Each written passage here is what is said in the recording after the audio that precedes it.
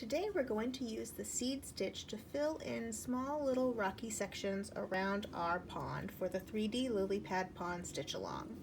For this stitch you will need 2 strands of the darkest gray, I guess it's the only gray in your kit, so the dark gray and the darkest green.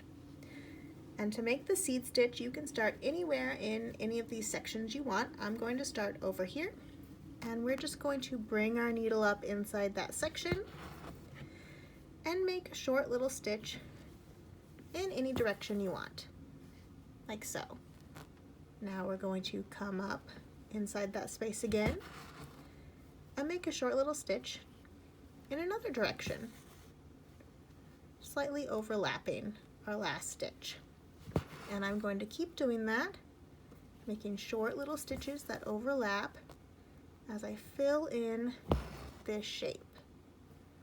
We want all of these going in different directions to give us a nice textural fill.